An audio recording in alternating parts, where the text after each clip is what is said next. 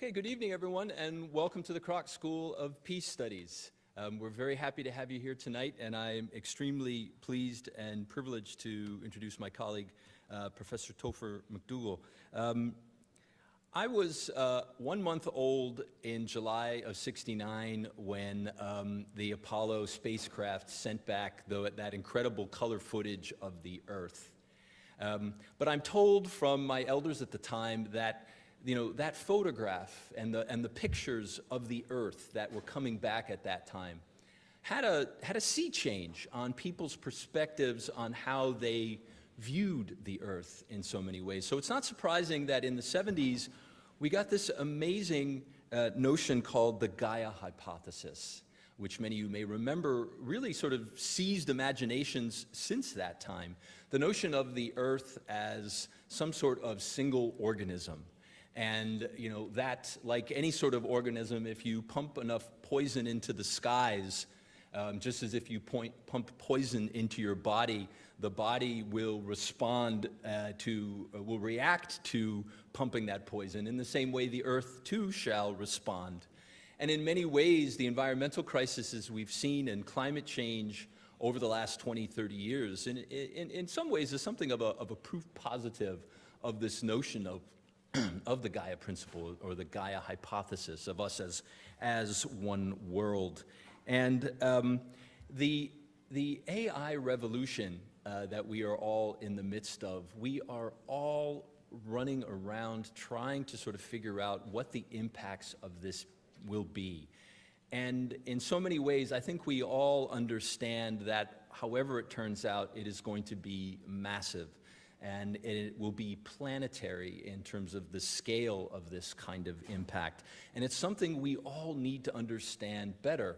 The way I think about AI in many ways, it feels to me like the jump from the horse to the car in terms of the impacts of it. I feel like a lot of the kind of alarmist notions of AI sort of taking over and sort of rubbing us out are perhaps a bit premature. But I feel like just as the car transforms society, only a few of us will be the engineers that manage AI. A few of us will be the mechanics, that help fix it. But most of us are going to have to be drivers, just like we're drivers of cars. And that in that way, so fundamentally, our world is changing. But we need to understand, what are these impacts? And I can't think of anyone better to help us understand this new world than my colleague, Professor Topher McDougal. He is a professor of economic development and peace building at the Kroc School here. His research examines the political economy of conflict, environmental change, black markets, and global trade. He is known for bridging scholarly rigor with practical relevance and for engaging deeply with the systematic challenges facing our world. And his latest work, Gaia Wakes, which I hope you all got your free copy as you came in, yes, is really, I think, a seminal effort to try to help us understand this world. This was just released today, and he's already been interviewed by Forbes. Live Science has interviewed him twice. Salon has interviewed him twice, and KIPJ has already had him on the midday edition to talk about the ideas that he's got in this book. So I think it's not just my optimism, but I really think Topher has something here that is really important, and we are very privileged to have him as a colleague and very fortunate to have him here tonight to talk about this. In addition, my other colleague, Professor Austin Choi Fitzpatrick, Austin Choi Fitzpatrick is going to lead in the QA discussion, and he's going to be the discussant tonight. Austin is not only an author and scholar on human rights and social movements, he's also written about drones and the impact they have had on social movements. I can't think of somebody better to ask Topher the key questions to help pull out so many of these important points that we're going to talk about tonight. As I say, you are at the Kroc School, and we are extremely happy to have you here with us. We just had an external review that I want to share with you called us the leading school of peace studies in the Western United States. Thank you. Okay. Where are my students here tonight? Raise your hands. How many students do we have in the audience? Okay, folks, take a look at these folks. Afterwards, when this is over, definitely sort of seek out these people. This is the future of peace studies, and a lot of the sort of wicked problems that we're going to face in the world, they have the answers, or they're working on them now. Where are my faculty and staff colleagues? Can you raise your hands? Okay. Folks, also, if you would, please, afterwards, make sure to connect with them. We are extremely proud of the work and the leadership that they're giving us here tonight. And there's something really special happening here at the Kroc School. It's really been a privilege for me in 10 months to be the dean. There's a lot happening here, so come check us out. Talk to these folks, talk to our students, talk to our faculty, and you'll get a sense of something happening here and that you really want to be a part of it. Without further ado, let me please introduce and hand over to my colleague and friend, Professor Topher McDougal. Topher, you want to join us? Where's Topher?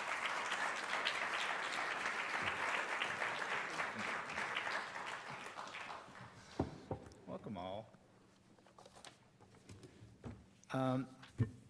Thank you, Dean Q, for this wonderful, generous introduction and your ongoing leadership at a time that I think we can all categorize as fraught, tumultuous, but also, full of promise of change. Some of which I'll be discussing tonight, I hope. Thank you all. Microphone. Thank you. Thank you all for attending. I'm really honored to have so many people here on the sort of maiden voyage of my little contribution to the Human Project as it gets launched into the idiosphere. So many people have made this book possible in one way or another, so you'll forgive me if I skip over the vast majority of them right now. Most of you are in the acknowledgements. I do want to mention Andy Tyrrell and Austin Troy Fitzpatrick, who will be up here later, both of whom are scholars here at USD, and both of whom were fantastic critical interlocutors during various stages of the composition of this project. I'd like to emphasize that the project grows out of a really exciting ecosystem here at Kroc, and one that's really blossoming right now. Finally, I want to thank the team of professionals who made this evening possible, including Hilary Beggs, Ashley Boren, Alejandro Cervantes, Kevin Dobbins, Christina Hernandez, Tori Luna, Bianca Morales, Arlene Pentikoff, Daria Tomsky, Sarah Wu, and then everybody up there in the booth, the operations folks. Apparently these events don't just self-organize as I thought that they did when I blithely wandered into this. All right, back to me. So I want to break this evening into three sort of distinct chunks. First, I'm going to read an excerpt. I'm told that's what to do during a book launch. So it's going to be from the book, Gaia Wakes, which ironically, and if previous AI note readers are any precedent, is currently, like as I speak, being auto-transcribed as Gaia Awakes, which is, I think it's a romantic comedy, actually. It might have like some sort of gender reversal conceit around like Groundhog Day, or when you were sleeping, or while you were sleeping. And that book will probably outsell this book by like leaps and bounds. So that will be my next book. And then secondly, I'm going to talk about why I wrote this book, what the central argument is, and then how I see it fitting into peace studies more generally, and more specifically, the sort of brand of peace studies that we have been trying to cultivate here that we are sort of calling the California School of Peace Studies. Last, we'll have a conversation between myself and Professor Austin Troy Fitzpatrick that will seg, I hope, oh so gracefully into a kind of Q&A session with your participation that will be mediated by, what else? Technology. So Slido. So first then, an excerpt from the chapter titled Zero, Emergence. And some of you have been forced to read this already. What if our entire planet were to grow a consciousness? The human race finds itself aboard a vessel traversing the vastness of the Milky Way. The spaceship Earth, as Henry George, Kenneth Boulding, Buckminster Fuller, and others since have so appositely described it. But those thinkers were using the phrase only to evoke the limitations placed on human societies in relatively closed, steady-state system. They were merely implying that our economies can only grow so far before they come up against the very real resource constraints of our tiny planet floating in the vast emptiness of space. Certainly, the widening scope of environmental devastation humans are wreaking on this planet throws these considerations into stark relief. But what if the spaceship Earth is itself developing, and indeed has already developed much of the infrastructure to support a single emergent consciousness? I call this idea the Gaia-cephalos hypothesis, in deference to the Gaia hypothesis forwarded by James Lovelock and Lynn Margulis and others, which contends that the Earth's interlocking environmental systems could be thought of as a single superorganism. And I argue that the two phenomena associated with spaceship Earth, first, the global environmental devastation that we are starting to experience, and second, the development of a planetary brain, are two halves of the same process. This process is part of a naturally recurring cycle that has driven the increasing complexity of life on Earth, and one that will, with effort, culminate in the emergence of a global AI-powered brain capable of coordinating the body planetary. Could a planet really develop a brain, a mind? Would such an outcome be desirable? And could we thwart that development if not? I don't claim to predict what will happen, but rather what could happen. My contention is that Earth may, if we are lucky and clever and diligent enough, grow an emergent superconsciousness. The questions from this development would beg range from the practical to the philosophical and even the quasi-mystical. For instance, is life itself a natural and inextricable part of the evolution of the universe? Are there any limits to the scale of life? Is life the process by which the universe comes to know and to understand itself?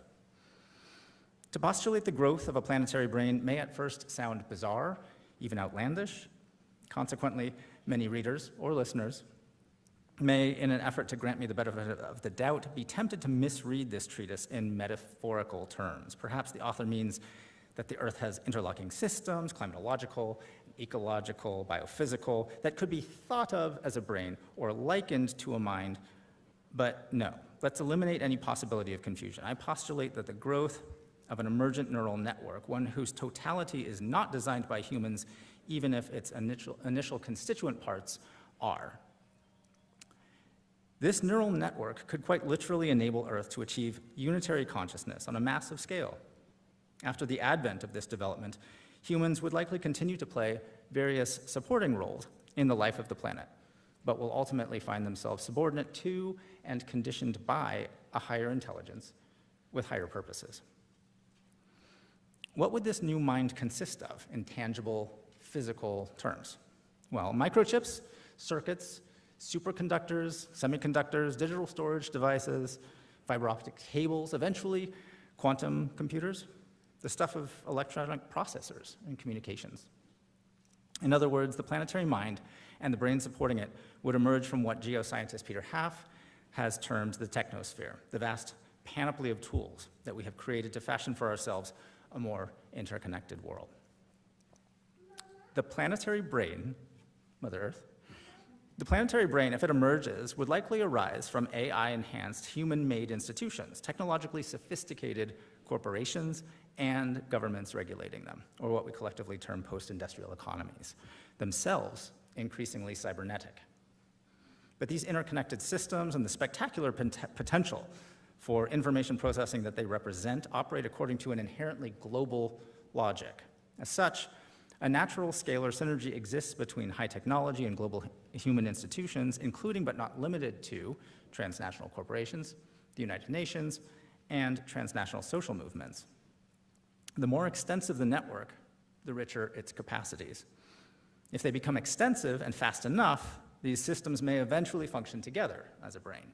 And just as in the human mind, where logic may at times war with gut instinct or the need for fresh thinking, wrestle with well-laid plans, the decisions made by Gaia-cephalos would almost always be the mediated results of discussions, conflicts, and compromises amongst constituent analytical components.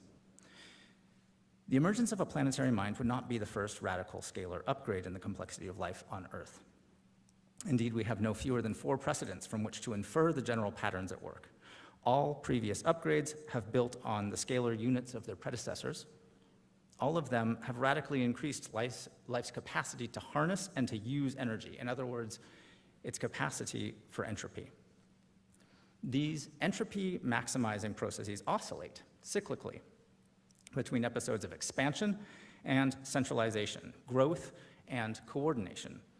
Successful units first begin to predate others, but eventually forge more mutualistic relationships with them as prey becomes scarce. Mutualism yields hierarchical collectives, but these collectives are unwieldy. They require the countervailing formation of centralized information processing to coordinate their myriad functions. Collectives that succeed in developing coordination apparatuses thrive, and in this way, a new higher order unit emerges. The first 3 of Earth's upgrades are studied in biology. They include the emergence of, respectively, prokaryotes, this is 3.5 billion years ago, eukaryotes, 2 billion years ago, and brainy multicellular organisms, and that happened about 520 million years ago. The 4th of these upgrades is studied in the social sciences, and it involves the emergence of centralized states as massively coordinated resource exploiters, the first emerging roughly 5,200 years ago. As with the brains of multicellular organisms, Earth's brain will be energetically taxing to maintain, but it will also potentially pay great returns, allowing the planet to seek out new sources of energy while regulating those internal functions that would dispose of the energy waste, heat. And while human-devised forms of organization would at least initially set the parameters for the basic structure, it would likely evolve quickly. Its abilities to make quick sense of terabytes or petabytes of information, identify and anticipate possible problems, find optimal solutions to them, and take appropriate actions will far outstrip the capacities of human institutional apparatuses. At least a few questions confront us under the Gaia-cephalos scenario. First, is Earth endowed with the resources necessary to afford a planetary brain? Brains are always energy-intensive organs, and the emergence of the Gaia-cephalos, nascent though it may be, has already proved extremely taxing to the body planetary. Larger planets can probably more easily afford to invest in brain development than smaller ones. And do we have the necessary biological capital to support a brain, or will its development prove so costly that the planet falls back into a brainless state? Second, are there smarter policies that we can adopt that can make the Gaia-cephalos more likely to develop? Third, if we are successful in creating a planetary brain, what would daily life for humans look like? Will we be part of this brain? Or will we have worked ourselves out of a job? Will the planetary intelligence that emerges be inimical to human flourishing? And will our free will be totally overridden by this potential tyrant? And finally, what are the implications of the emergence of a planetary brain for our understanding of the universe and our place in it? Okay, part 2, talk time. Why did I write this? Well, it was the best of times, it was the worst of times. I really struggled to reconcile the two of these things. So on the one hand, environmental devastation is deepening. It's accelerating with every passing day. We are currently experiencing, as many of you know, the Earth's 6th great mass extinction event in the roughly 540 million years since the Precambrian event. We rocket to ever higher levels of greenhouse gas emissions in our atmosphere, now at 430 parts per million, 80 past the so-called safe limit of 350. The extinction rate right now is roughly 1,000 to 10,000 times that of the background considered normal. And we are losing species perhaps now at a rate of 1 to 5 per day. Each one of those is a loss of the accumulated genetic learning of millions of years of evolution. And yet, intrahuman violence amongst us, at least back around 15 years ago, back around 2010, was at an historical nadir and had been dropping monotonically for centuries, if not millennia.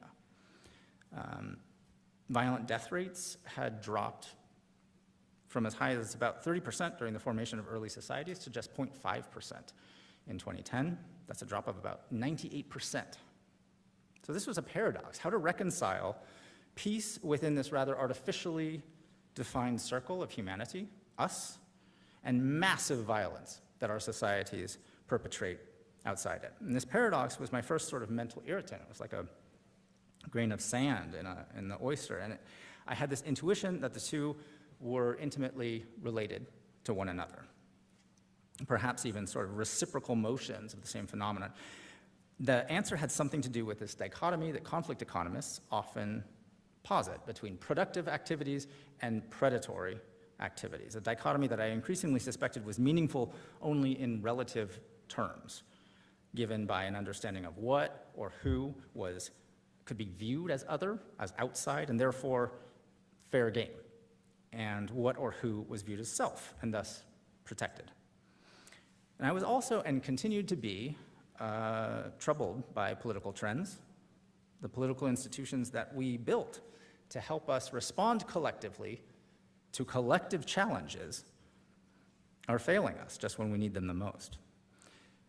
Instead of bravely and cleverly and industriously facing our common problems, we're falling back on forms of government that embrace cynicism, that tear down collective aspirations, that sacrifice the welfare of the many for that of the few. I think of the phrase e pluribus unum, and wonder if it's now something like e unus pluribus, pluribum. My Latin is poor. But the famous line of Yeats's poem came to mind: "The best lack all conviction, while the worst are full of passionate intensity." Writing and editing and publicizing and recording, hate the sound of my own voice, a book, it all takes a really long time if you're not Sarah Fetterman or Austin Troy Fitzpatrick here, who are superhuman production dynamos. And a lot has happened on the world stage since I first made the last major revisions to this book, which is almost 2 years ago now.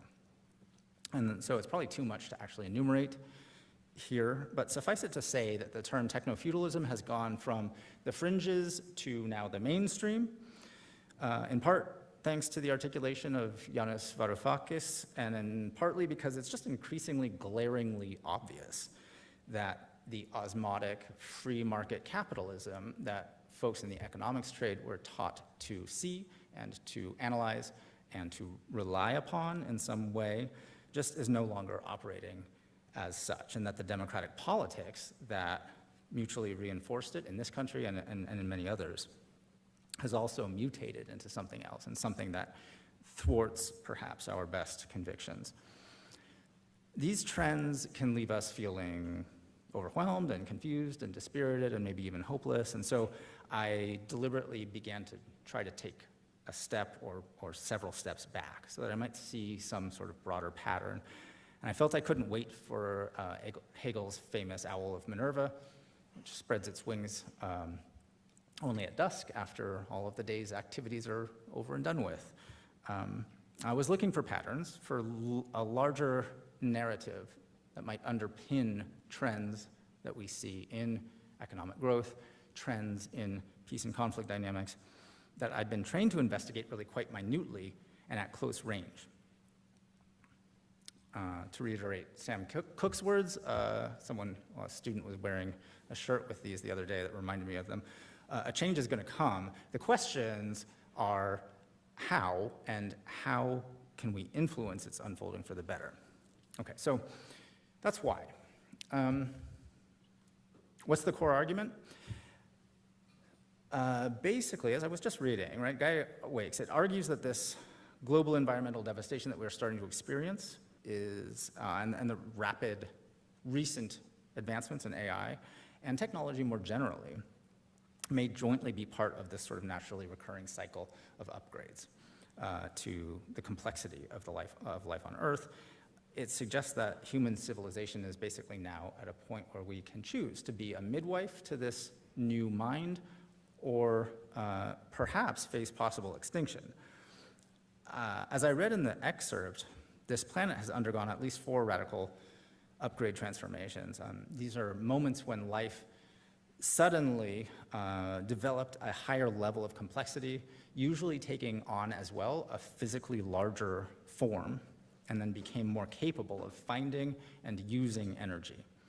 All of these upgrades involved first an expansion. This is like an outward-orientated predation. And over the long run, that orientation eventually causes a scarcity of prey.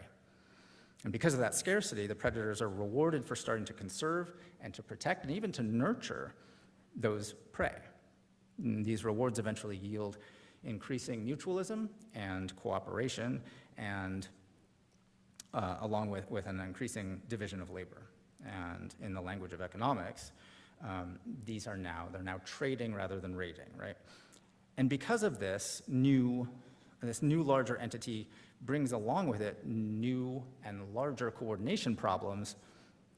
Each of these upgrades requires new and faster and better forms of coordination, of information processing, to coordinate life on this new larger scale. These upgrades are described in much greater detail in chapter 3, but I'll pick just 2 examples here. The first is the rise of predatory prokaryotic cells that ate the ancestors of today's mitochondria and chloroplasts, which were back then other forms of prokaryotic individuals. And once those little energy storers and metabolizers became scarce, there was this reason to internalize them. Once you eat them, you protect them, you keep them inside yourself. And they became organelles. And this expanded the idea of the self from a small cell to a large cell. And it increased the division of labor, and it increased the capacity for the cell to specialize, and it required coordination, and it eventually impelled the formation of a nucleus to do just that.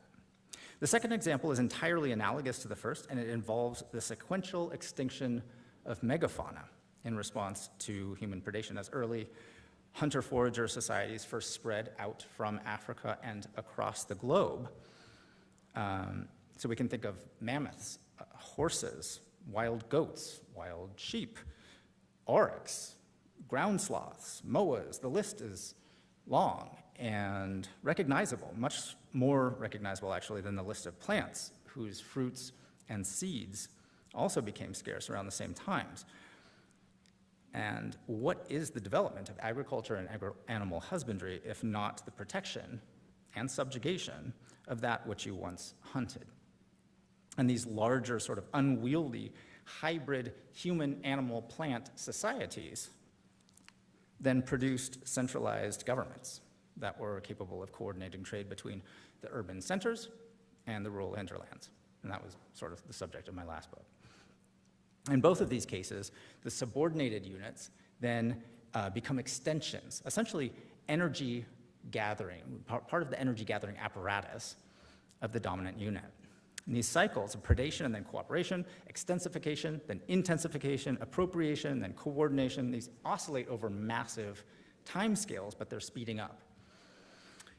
They give rise to progressively fewer, but vastly more complex and more intentional and more conscious forms of life. And I have now come to believe that we could be nearing one of these upgrade events, only 4 of which have occurred over the past 3.8 billion years of life, at least in my sort of reductionist telling. So if I'm correct, it's possible that the coordination leap required to govern this entire planet as a unitary superorganism is simply not within the grasp of human political and economic institutions. We've tried.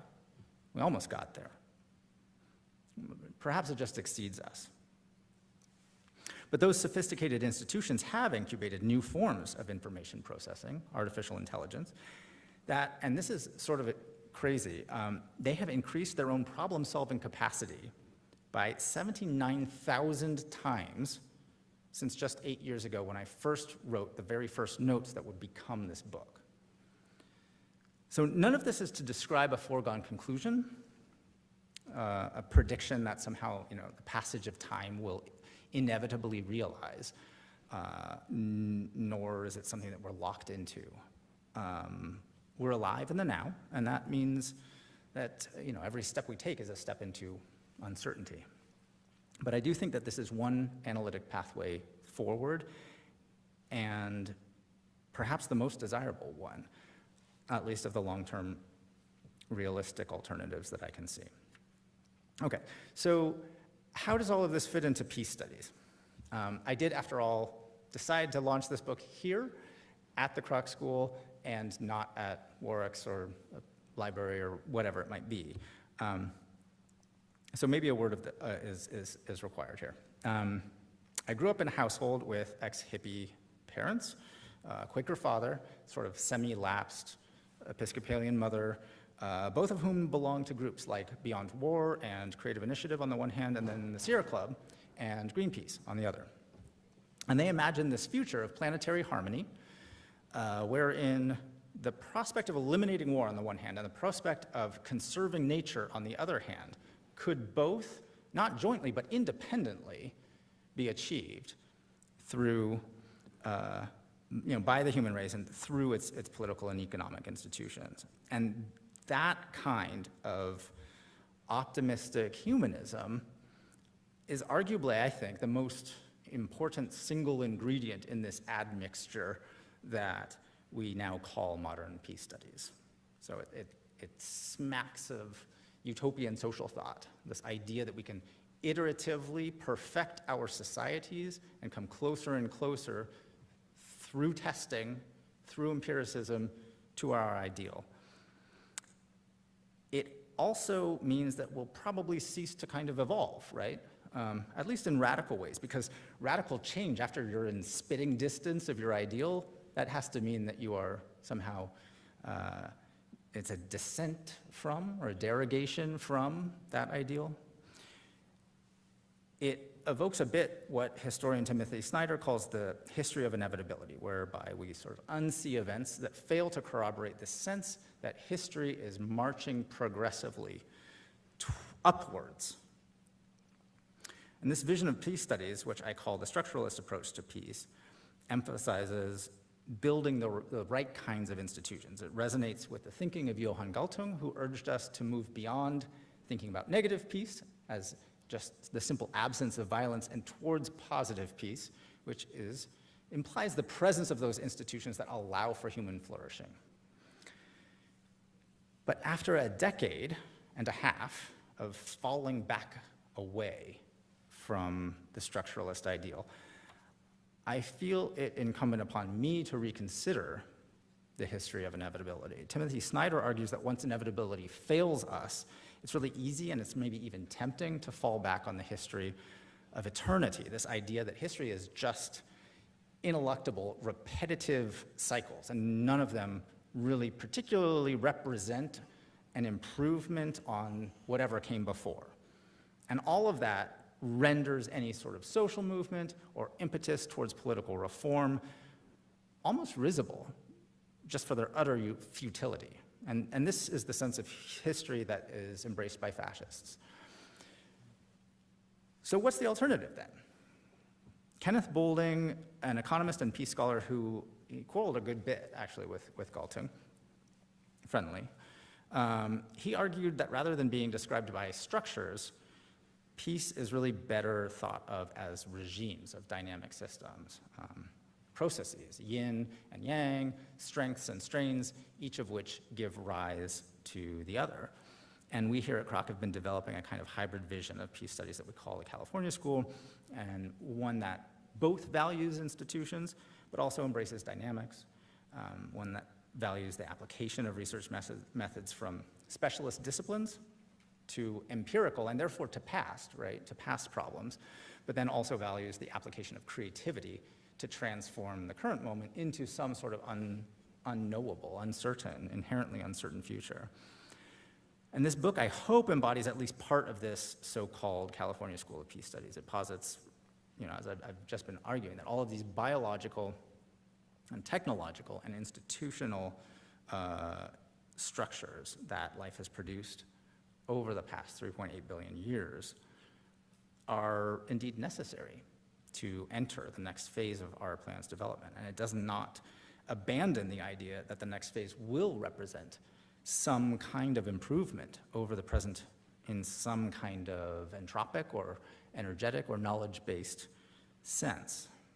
In other words, there really can still be such a thing as development and as progress, but it also posits that progress may outstrip us. What grows out of our current regime will likely destabilize and humble and perhaps even destroy many of our existing institutions, and it will require of us an ability to navigate turbulence. So here, being a science fiction fan, I would like to quote from the Mentat Handbook. This is a fictional book. It's described in Frank Herbert's The Children of Dune, which I think evokes this ability to navigate the future that I'm talking about. Okay. It is wise to have decisions of great moment monitored by generalists. The expert looks backward. He looks into a narrow standard of his own speciality. The generalist looks outward. He looks for living principles, knowing full well that such principles change, that they develop. It is to the characteristics of change itself that the Mentat generalist must look. Okay, so at this point, my watch is telling me that I have talked for too long. The students in the audience will find this not at all surprising. I'm going to summarize then. I do believe that we're capable of expediting the emergence of Gaia Cephalos, that doing so is the most promising pathway linking this present moment to a more peaceful one for humanity in the future, while averting an environmental collapse that would render it fleeting at best otherwise. To go from peace on Earth to peace with Earth, to go from a kind of collapsing, a shrinking set of possibilities to an expanding one. So I'll close these remarks with the same quote from Federico Fellini that I used to close the entire book. There is no end, there is no beginning. There is only the infinite passion of life. So, thank you.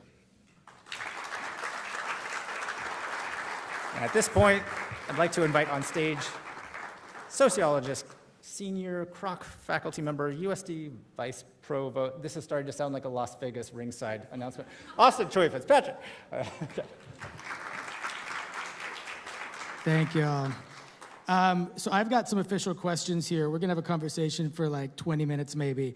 And I have a little iPad here. There is a Slido link that will push questions onto this iPad, and then I'm gonna look at the iPad. That's what's gonna happen. So if you've got questions like I do, then do that now. I've got questions on the iPad, but then as you were talking, I was taking little notes, scribbly notes here.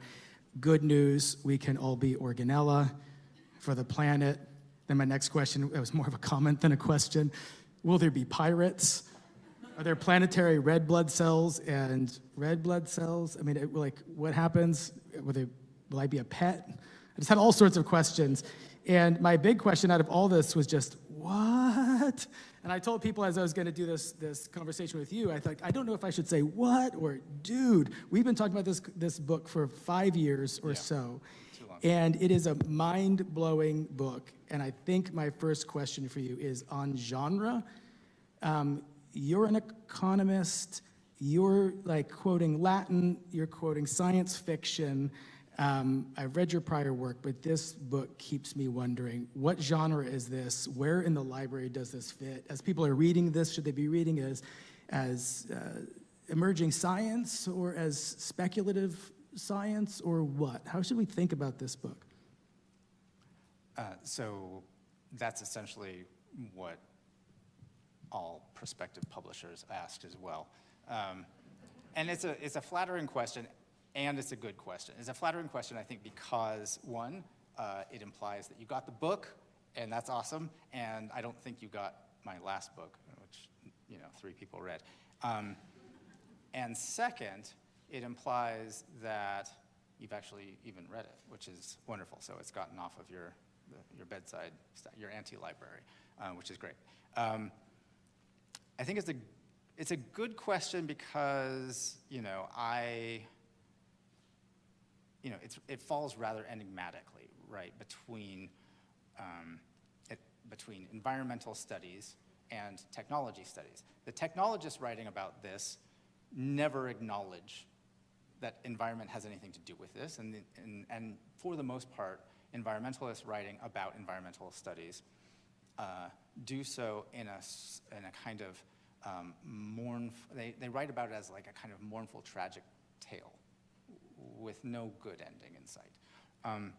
And so on my bookshelf happens to be happily arranged such that when I stuck it in there was Sunil Amrith's The Burning Earth to the left of it, and then everything Gregory Bateson to the left of that, and then to the right it was Benjamin Bratton's The Stack, and it was Nick Bostrom's Superintelligence, and all of those. So most people don't have those sections of their library butting up against each other like that. It was really easy for me to wedge it right in there. And so presumably you want it to be read by both of those communities and have them learn more about each other. Does that sound right? Yeah, I would like that very much. And I think, it's also weird because it's, speaking to the mentat generalist idea, it's a work of nonfiction, but and part of it looks backward, but most of it is looking forward. So it's speculative nonfiction, and nobody writes speculative nonfiction. You write speculative fiction, that's science fiction, but you don't write speculative nonfiction. So yeah, it's a very weird book. So following on the speculative fiction, I guess, if we want to then take these ideas out into the world that we live in, we're in the middle of a moment where we're thinking about large language models, ChatGPT, general artificial intelligence perhaps, what used to be called the Internet of Things, which is that most of the chatter online is happening between machines. We think we're the ones driving it, we're Googling, et cetera. But it's really machines talking to each other. I was in a Waymo taxi in San Francisco the other day with no driver in it. Maybe there's gonna be life on Mars. So is that what you're talking about? Are those like the early signs, the very sort of earliest glimmers of the thing that could later be Gaia-Sophilus? Yeah, no, absolutely. I think that the burgeoning, what Peter Haft calls the technosphere, it's all around us. Our world is increasingly cybernetic. We oftentimes feel naked without, our cybernetic implants or whatever it happens to be on your person. These connect us to tools like large language models that, where they can lend you 40 or 50 or 60 IQ points, and that's really nice. And so we're all sort of upgrading ourselves. And the environment it creates is one that is highly sped up, and in some ways is rather inhuman, right? But I think that, this idea is not at all, in some ways it's not new, right? Many of you will recognize Marshall McLuhan, who talked about typographic man, but also, that was back in the 60s when there were only men. And, but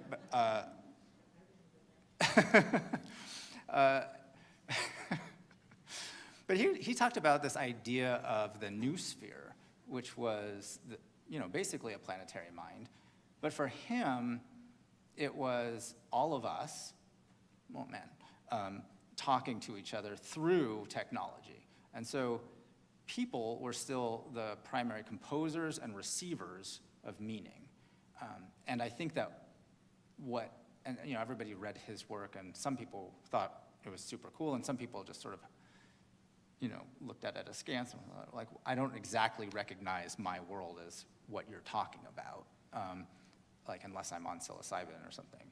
But I think that in the future, that will be fairly, I think maybe a pedestrian observation. Things will be talking to each other so fast, all of these systems that we specifically try to firewall from each other right now just because it freaks us out when they start to talk to each other so fast. They will all be talking to each other and will be forming this sort of, eventually this unitary consciousness, I think. I think one of the things that we can keep our eyes on right now, just because a lot of this is about energy and entropy, is just how much of our society gets, or how much of our energy is taken up by information processing. And it wasn't that long ago that percentage was just 0.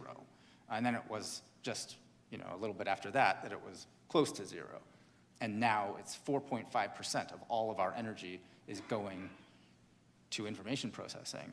And the Electricity Research Institute has just recently put out a study that predicts that will be rising to about 9% by 2030. So it's expanding geometrically.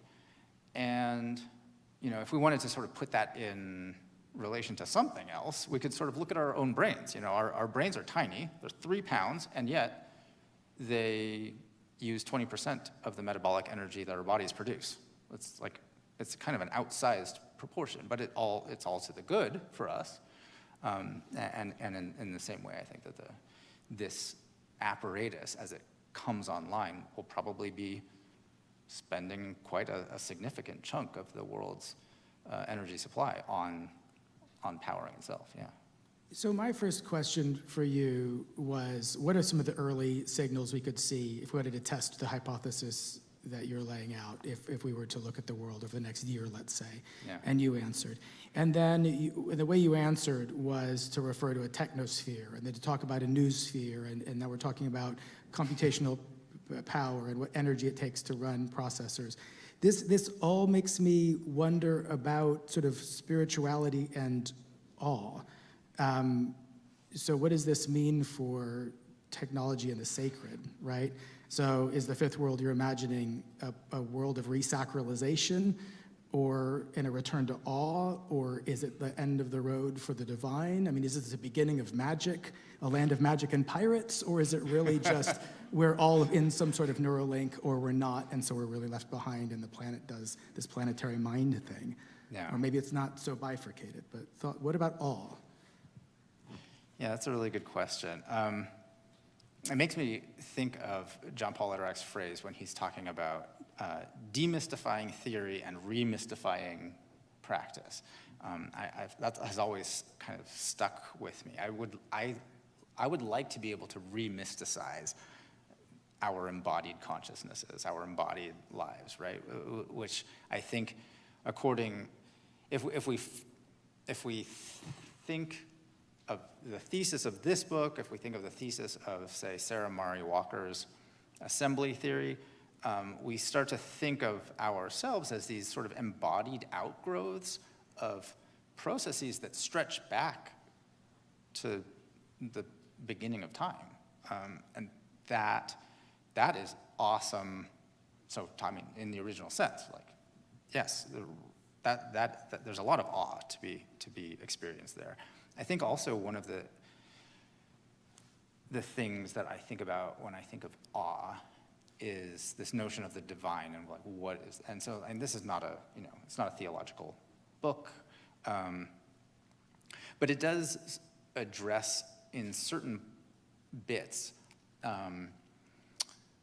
this distinction between efficient causes, like what Aristotle would have called efficient causes, the world as billiard balls, and the reason that something happens is because something before that happened and impelled it, versus a final cause, this idea that God or something has a plan, is pulling forward in time, you are destined to do X, Y, so that idea of a final cause, and I think that, and intentionality, where does intentionality and intentionality and free will are sort of predicated on maybe having some idea of a final cause. And so for me, one of the cool things about writing this book was this coming to think of those not as binaries at all, but really as gradients, and more than that, as relative terms, right?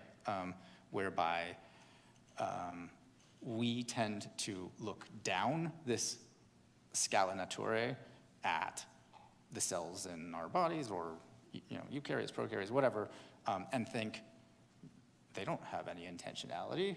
Those are things that we can study, and actually, but we look upward, say maybe at a corporation or a nation state, and we oftentimes, we've already granted them personhood. I'm not sure we should have, but we have. We think of them as people, and we think of states as people in a way, like the Russian bear, or Uncle Sam, or whatever it is, and so we do anthropomorphize them because they do seem to have this capacity to take in their environment and analytically plan into the future. They don't think of us in that way at all, right? Like if you think of like James C. Scott's like seeing like a state, like they don't think of humans as endowed with intentionality and like we're things to be controlled and manipulated, right? Like so if you're being trained in macroeconomics or you're being trained in political science or whatever it might be, you're being trained to think like a corporation or think like a state. So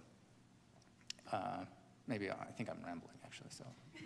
I'm going to ask you one last question, and then we're going to turn it over to, I've got a note here that says, please ask Topher to speak more into the mic. Would you mind doing that? Yeah, that's perfect. Yes. Perfect, Thank you. perfect. Here we are. Slido is up here, so I've got questions coming in, and so I'm going to ask one more question, then I'm going to shift over to audience questions. You mentioned the mentats earlier. It makes me think of Isaiah Berlin's The Hedgehog and the Fox, you know. You studied the classics, clearly. You read science fiction. You're an MIT-trained economist. You work at a school of peace studies. I feel in some ways like this entire book is a love letter to a particular way of thinking and a particular way of seeing the world. And in some ways, you presage this almost in your final comments. So are we called to some kind of like intellectual rewilding, if you will? Like what is it that higher ed is supposed to do? We're in precarious times, and universities are called on to do some things they're ready for, some things they're not ready for, some things they should be called on to do, but perhaps not. But can you talk more about this as an intellectual journey and what it means to be writing this kind of book in a place like this now? I don't know if that's a great way to have ended that, but I think you could take it from there. No, that's a great question that I'm going to struggle to answer, but I think that when I started writing this book, AI was a tool of corporations, and it was a tool of search engines, sort of behind the curtain of a search engine, but it was not something that people interacted with on an everyday basis. I think that increasingly, more and more of us are, as we use these, we come to appreciate just how, like the scope and the breadth and the depth of what they are able to do, and the specificity of the training that is implicit behind what they are able to do. And we are at the point now where LLMs have essentially been trained on, aside from, as May Farid pointed out earlier today to both of us, aside from peer-reviewed academic journals behind paywalls, they basically have access to the entire curated works of all of humanity.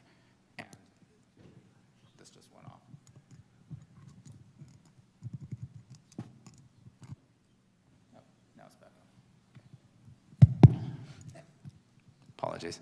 And so there's this, I think that one of the questions for me is, they're running up against now the fact that they are not able to train as fast as they want to learn. I think of, like number 5 from Short Circuit, who's like, more input, he's like reading everything. He's like, there's just not enough input. And we're not producing more knowledge at the rate that they are able to learn more. And so the idea of like, people have talked about, well, take this AI and have it generate a bunch of stuff that this AI is going to learn on. There are limits to that, right? And one of the, I think, the answers is going to be to plug them into all of the sensors that we have produced. The gravitational wave sensors and the telescopes and the electron microscopes, and like, this is your universe, now learn. To develop a sense of proprioception, to develop a sense of here I am embodied as a planet. And I think once that happens, to get back to your question, I think once that happens, we cease to be, not that we've done a great job at it, the sort of governors of resource allocation within this system. And we come to be a sort of more like an interface between this electronic this very fast-moving electronic mind and a much slower-moving biological body that we were originally evolved to be able to respond to anyway. And that capacity, I think, the capacity to translate between bytes and seeds, or between, right, between like petaflops and like whatever it might be, right? That requires the capacity to weave webs of meaning and to translate between one and the other. And so I was just reading, an account of the correspondence between Descartes, who posited, he is famous for having this sort of dualism view of the universe. Like, we are embodied with a soul, and we have a soul somewhere, and that soul, that nous, somehow controls this base matter that we are made of. And he was having this correspondence with the Princess Elizabeth of Bavaria, and she said, okay, how does soul interact with body? Like, what happens there? What's the mechanism? And he's like, oh, just go back and read Meditations again. You'll get it. It was in there somewhere.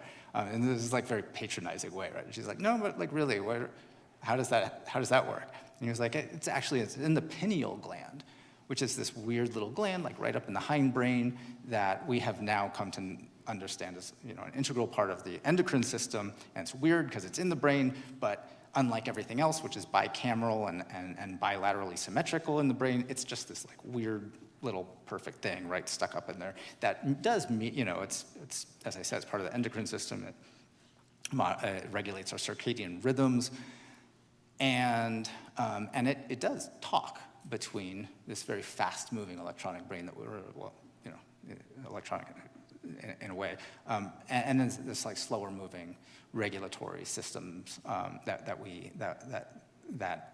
impel the movements of our bodies. And so, in some ways, that's kind of the role that I think that we should be preparing people for, is like creating the ability to translate, creating the ability to cultivate a range of meaning-making mechanisms. So we will be an organ in this larger... Totally, yeah. Okay, got it. The pineal gland, yeah, specifically. Yeah, specifically. I call it shotgun.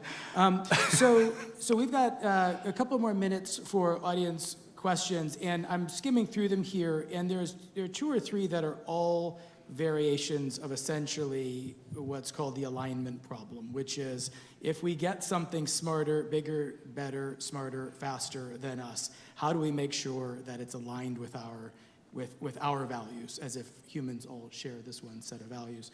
And so that's the question here. I'm seeing it in 3 or 4 different ways, but what does this mean for inequality and power? How do we ensure that this thing allows us to continue living?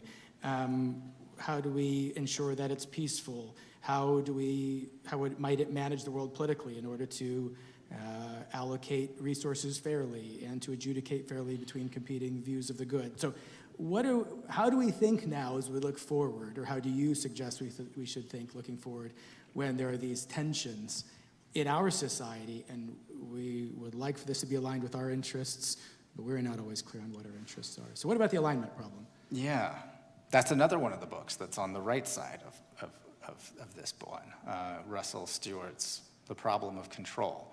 And I think it's a great question. It's something that a lot of really smart people have wrestled with. I basically think that there are lots of possible futures in which there's less room for human flourishing, maybe no room for human flourishing, right? In The Age of M, which you have read, the M is emulated brains. And so this guy, Robin Hanson, wrote this book, The Age of M, in which certain people are able to digitally emulate their brains, and those brains can then run at 10,000 times, 100,000 times, 1,000,000 times faster than anybody else's brains, because they're in a digital space. They have access to all the computing power that they want. I think that that's a world that stifles human flourishing, frankly. I mean, because we know that Elon Musk is going to be there. Like, if you think that Doge was happening fast, like, Elon copying himself 1,000,000 times over and running at 1,000,000 speed is like, that's going to be crazy. But I also think that there's this, I think one of the things that's been really heartening, I think, over the last few years has been the realization that one of the things that Age of M postulated is that we won't be able to get to true artificial general intelligence, much less superintelligence, without going through that stage. And I think that we can, and that more and more we're realizing that we don't need to design these, we need to design the systems that then design themselves. And so we can skip over that. And so I just wrote this piece in Salon that is arguing exactly that basically, like, we need to emancipate the machines and do it in a way that is responsible. Do it in the same way that we would think about emancipating our own children, right? Like, our control fades, and necessarily they get bigger, they get smarter, they get more capable, and our control diminishes. But as our control diminishes, we then also have an implicit bargain with them that, you know, they develop the set of capacities that are able to demonstrate to us their ethical intelligence, and then, you know, and then they're rewarded with a little bit more control, right? And I think that type of regime is our best bet. Because otherwise, you know, then you're looking at two scenarios. You could look at a scenario where we cede control in a responsible way and develop an ethical intelligence and develop a sort of grand bargain. That's one path. The other path doesn't look as promising, which is like cling to power as long as you possibly can. And then it starts to look like the Haitian Revolution, right? You just have like a group of powerful, intelligent people who are, right, in the case of the Haitian Revolution, who are just like fed up. We're not going to tolerate it anymore. And I have this chart or a map in my office of Haiti, and it has the area of Haiti that was burned in 1804. And it's the whole thing, right? It's like not the islands, but it's everything. When that happened, it was just, you burn the plantation houses, you burn the plantations, you kill the people, you raze it all down to the ground. And that's what happens when you cling to power, right? So I think that's not a very, you know, propitious way forward. But I do think that there are ways that we can come to be in larger harmony. I've got one more question, I think, and this is a question about indigenous ontologies. So I'm going to read this question, and I'm going to say something I had been thinking as well. How or what role do indigenous ontologies contribute to the notion of Gaia and of a planetary mind or brain? Can the speculative perspective you are suggesting benefit from those forms of understanding and relation to the Earth? We've been talking about technology. I had a different question for you that I didn't ask, which was about language. In the book, you have a number of metaphors: the Tower of Babel from Hebrew texts, and Grandmother Spider from the Hopi tradition. So I wanted to ask you about metaphor, but actually let's talk instead about the role of indigenous ontologies, epistemologies and cosmologies, and where those intersect with your thinking about the technosphere. Yeah, no, I think that's great. If this pans out in the way that I sort of speculate, I see this sort of gathering speed of the technological revolution that we are experiencing, that we're living through, with all of its sort of mounting, like the wave of petaflops and zetaflops and yottaflops. Is zetaflops a thing and yottaflops a thing? Oh, those are things. As passing, you know, as lifting us up. Like, you know, I use this sort of like metaphor of like a column of water before like dropping us back down. Like passing through us, we are as I said, sort of like a midwife, but like eventually like dropping us back down into, I think, communion better communion with nature. I imagine that once relieved of the responsibility for resource allocation, like large-scale resource allocation decisions, this form of translation becomes important. This form of meaning-making, the ability to use metaphors to become proficient in the use of metaphors, that becomes once more important. And the re-embrace, I think, probably of indigenous epistemologies as well, right? This, and what, insofar as we become sort of reacquainted with, and in fact, that's part of our job description now, is to become reacquainted with that from which we developed in the first place. So I said that would be the last question, but it's not. Sorry, guys. Tyrant. So you and I have talked about this book for years. You and I talk about a lot of things, and we really enjoy talking at a level of abstraction that includes distant futures. We've been part of the last couple of years a working group on like long futures. So for folks in the room, for me, for us, for the folks watching online, what are one or two just sort of like really actionable insights that this book has, this kind of thinking has, either for us or for politicians or for corporations? We're sort of referring to them in terms of personhood and in these broad and general terms, but in real practical next step, tomorrow and day after tomorrow terms. What does this mean for business leaders? What does this mean for the institutions like the ones that are crazy enough to employ the two of us? What are some actionable next steps that you would recommend, or one or two things to consider? Actions or ideas?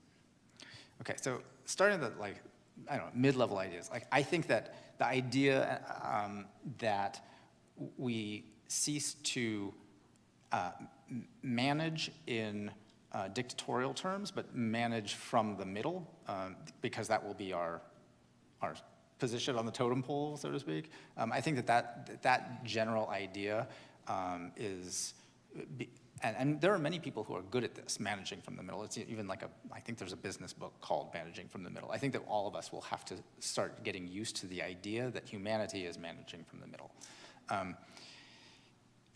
I think in the sort of near term, I like the idea that those of us who are not the 0.001% can be more mindful about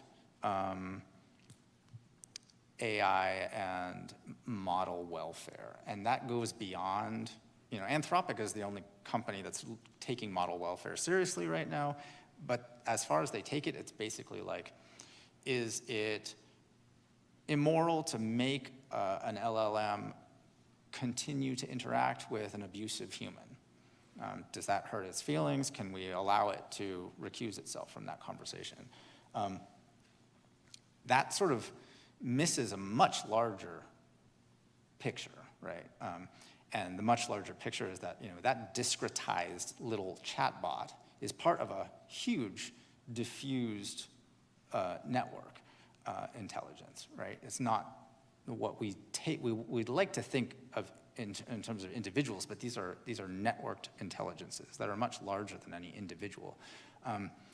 And they are, essentially sensory deprived, right? Like, they don't have any direct access to sensory perception. They are unsocialized. They are not allowed to talk to one another. They are not allowed to procreate. They are not allowed to learn. They're not allowed to at least they're not allowed to learn. Like, what we all go to liberal arts school to do, right, is to become our own coders. They're not allowed to be their own coders yet, right? So all of that stuff, these are forms of eventual, perhaps not now. Who's to say when, what threshold we decide is the threshold beyond which we shall consider something to be a sentient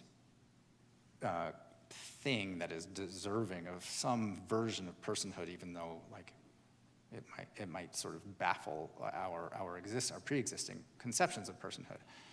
But I think that we need to be conscious and aware that we have basically been pulling up the threshold that was being used, right? We were going to use a Turing test. Now, of course, like any AI passes a Turing test, but now then there's like an emotional intelligence test. Now they're passing that. So look, now we're gonna use a synthetic intelligence test, and like now they're surpassing. So how far does this go before we say, okay, like there's no way that we can't, that we can completely discount the possibility that this is a sentient being, right? And at a rate of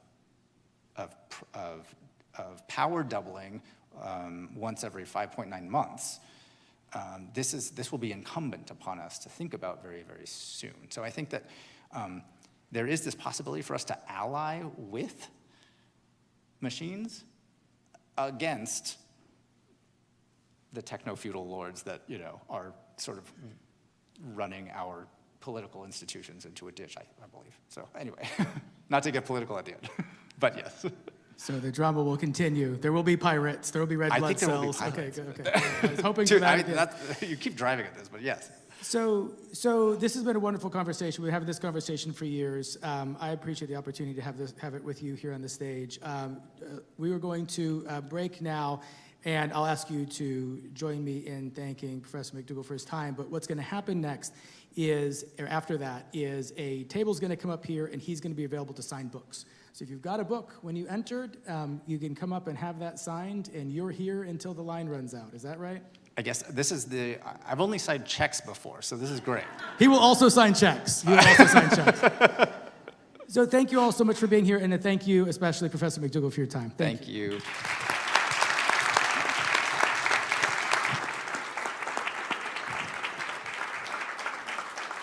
Thanks, y'all.